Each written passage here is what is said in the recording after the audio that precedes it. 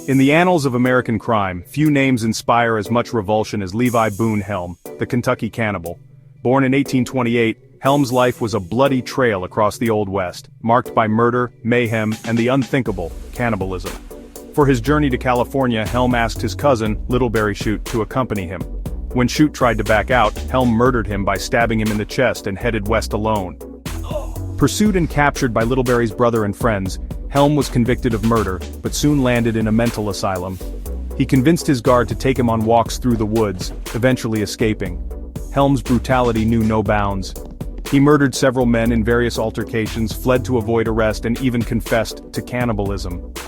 An attack by Native Americans forced Helm and his party into the wilderness. Short on provisions, they killed their horses for food. The journey reduced the party to Helm and a man named Burton, whom Helm eventually cannibalized. Helm was discovered by John W. Powell and taken to Salt Lake City. Despite having over $1,400, Helm neither paid nor thanked Powell. In San Francisco, he killed a rancher and continued his spree in Oregon. After teaming up with the notorious Henry Plummer and his gang, Helm's fate took a decisive turn. Known for their ruthless crimes across the West, the gang eventually drew the ire of the Montana vigilantes. Helm and 4 other gang members were captured, arrested, and tried in secret.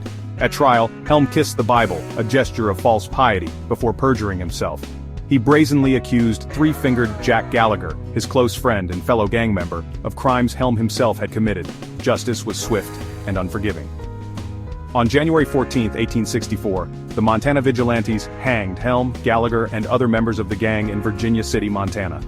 A crowd of 6,000 gathered to witness the grim spectacle. Upon seeing his friend Gallagher hanged, Helm reportedly remarked, "Kick away, old fellow, my turn next. I'll be in hell with you in a minute."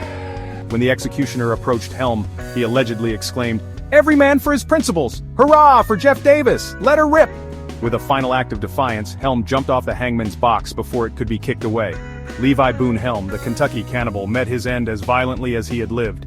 He was buried in Boot Hill Cemetery, Virginia City, but his dark legacy endures, a chilling reminder of the brutal realities of the American West.